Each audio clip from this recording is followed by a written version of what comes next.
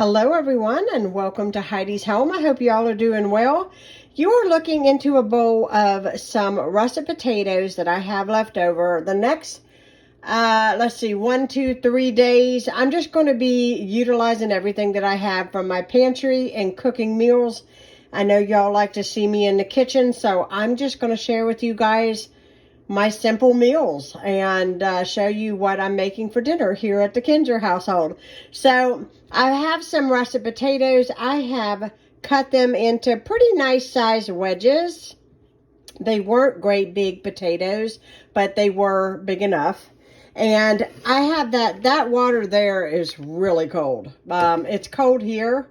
So our water, when we turn our tap on, this is an old house, old country house here that we live in, and our water is ice cold. And I don't think I need to do this, but my directions, they say to add ice to the mix. So we're going to go ahead and do that. We're going to add some ice and make this water even colder.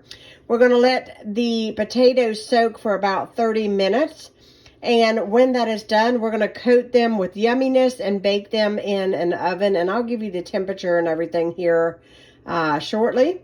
But yes, that is what we're going to do. We're utilizing what we have this next couple of days until I get to the store on the 1st. And I'm going to share our meals and everything I cook with you. Just strained my potatoes from the ice water. And in using the same bowl that I've already used, I'm going to put the potatoes back in here. And we're going to cover the potatoes with a little grapeseed oil.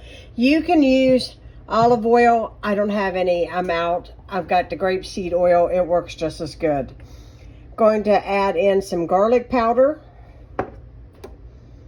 some Italian seasoning, some paprika, and some pepper. And I'm also going to use my Himalayan sea salt.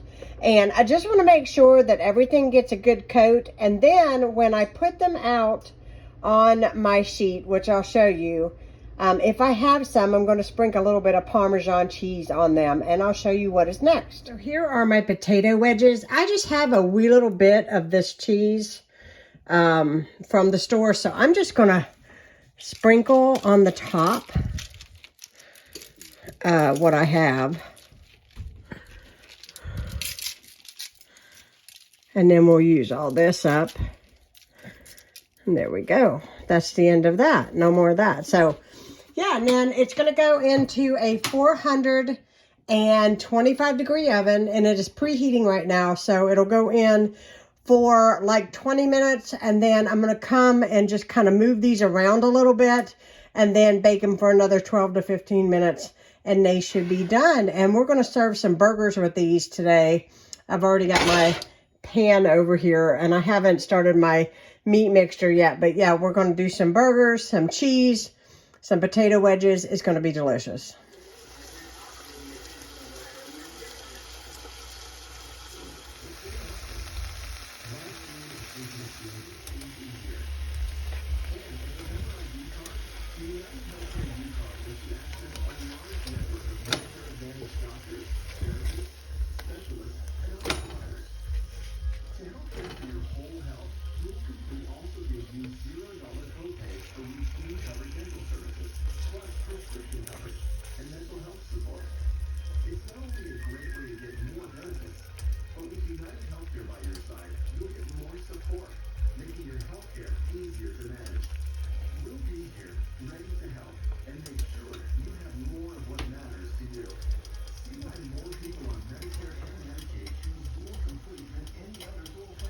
Here is my plate. I got my burger with cheese, my ranch, my dill pickle, my potato wedges, and I'm about to sink my teeth into that because that smells really good. How's yours, babe?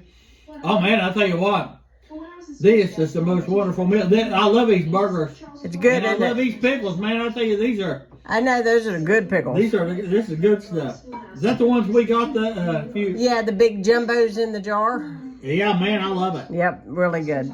Time to eat. Good morning, everyone. I don't usually fix big breakfast or like breakfast in general. Sometimes we do eggs and sausage and that kind of thing, but I thought I would share this with you since I'm got everything going. I've got my pan over here. It's brown because it's got oil in it. It's ready to go. In here, I've got 2 eggs, a little bit of milk, some cinnamon, and some vanilla. And I'm going to get that all good and mixed, but I just thought I would throw this in. This is my challah bread. I made this Sunday, and because we had company and we had it with spaghetti, homemade spaghetti. And I'm going to cut this and dip it in my egg mixture, and then I'm going to make me some French toast with it. This is a really rich bread. It's delicious, and look how big this is. This is just not even half of it. It was really big when I made it.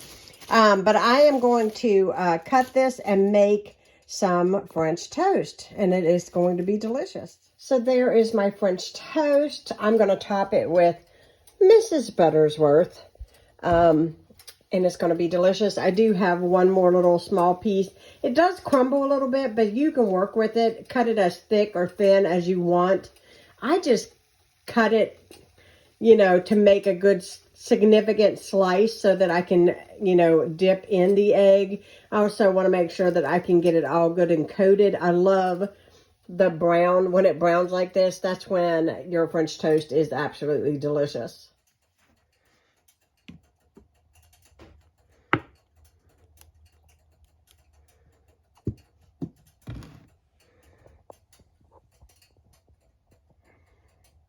Okay, it is time to cook dinner again tonight, and tonight I'm making salmon patties or salmon cakes, whatever you would like to call them, mac and cheese and broccoli for dinner. But I'm also, you're going to be like, why are you making so many salmon cakes?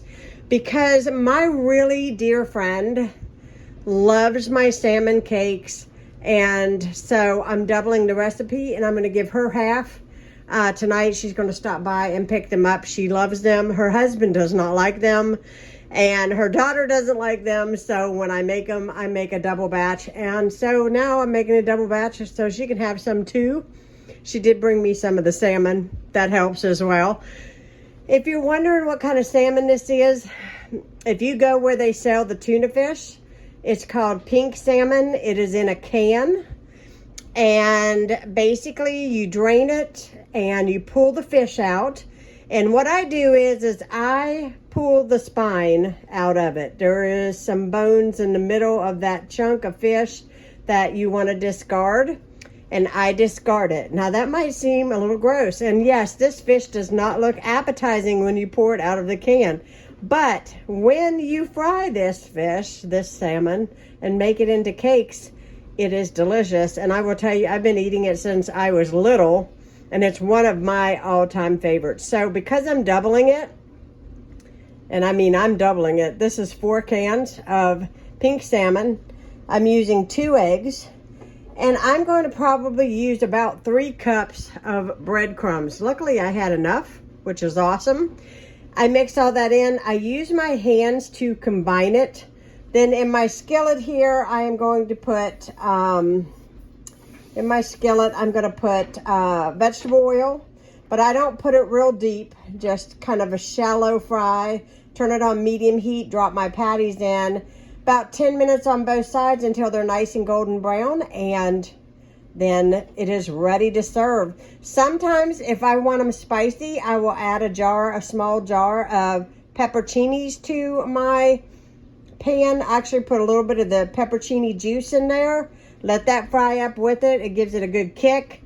I love pepperoncinis. I like a little spice. So if you want them spicy, you can do it that way. And like I said, I'm going to be serving these with mac and cheese and with broccoli, and it's going to be delicious. So I got them in the pan.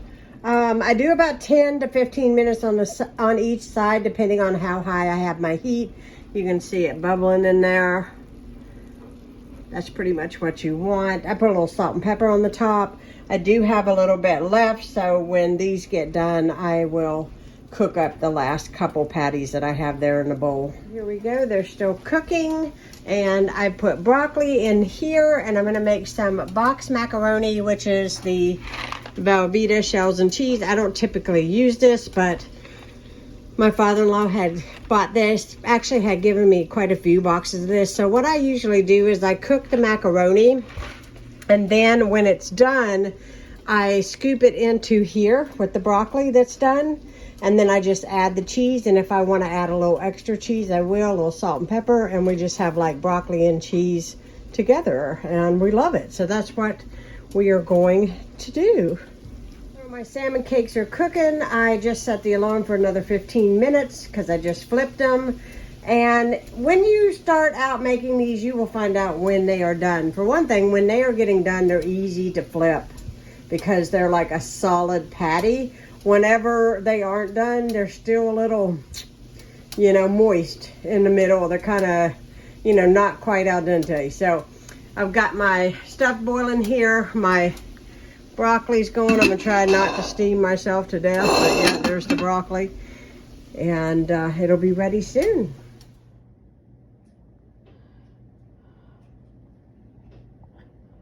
Hello everyone, it's another night of supper, and I have all of my taco shells here, and I put the cheese in the bottom, and then I add the meat, and that way it stays together better for Ronnie when he eats the tacos. But that is what we're having. This is turkey meat. It's already seasoned. We've got some sour cream and some salsa, and yeah, we're gonna have tacos tonight.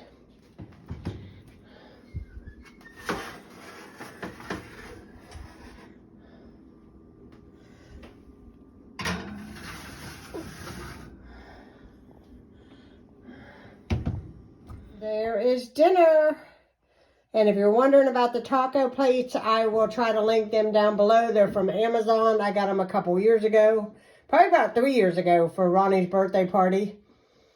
And we are having some queso. I think that's how you say it. Con queso. We're having some queso with some chips. And that is dinner. It's time for another supper, and I ran to the grocery store this morning. Ronnie's feeling a little under the weather. This is going to be the last supper that you're actually going to see in this video. Excuse me. So I'm out of breath, guys. So today I am going to be making some chicken soup for my husband because he's not feeling well. So if you guys have been watching me for a long time, you guys know I make a thing called the spring chicken soup. So I bought the zucchini and everything to make it. It's going to be delicious. I haven't had it since I lived in Memphis. So now you know how long ago. So if you're new to my channel, look it up because I think I did a recipe video on it like forever ago. I was trying to remember it in the store, but it is super delicious. And I think my husband's really going to like it. So one of these chickens I'm going to make into a chicken salad. Also another recipe favorite. And one is going to go into soup. I'm going to get these babies into the oven. I have the oven at 375. I'm going to let these cook for about 2 hours. Take them out, let them cool a little bit, and then I'll pull them all apart. But I've got grapeseed oil, garlic, salt, pepper, Italian seasoning, thyme. And I think that's, oh, and I think I said garlic. But anyways, it's just some spices of choice. You can put anything you want on them. Paprika, anything. Even if you just bake a chicken like this and just serve the chicken itself, it's delicious. But I'm going to make soup from it today. I'm going to try to make these birds go a lot further than just, you know, chicken. What is awesome is I got both of these for under $13 today at Walmart. So I'm excited. I'm going to get these in the oven, and I'll see you back here when they're out and cooled a little bit. My chickens, they just came out of the oven, and I'm going to have to do something else to the chicken soup because the zucchinis I bought are cucumbers. They're not zucchinis.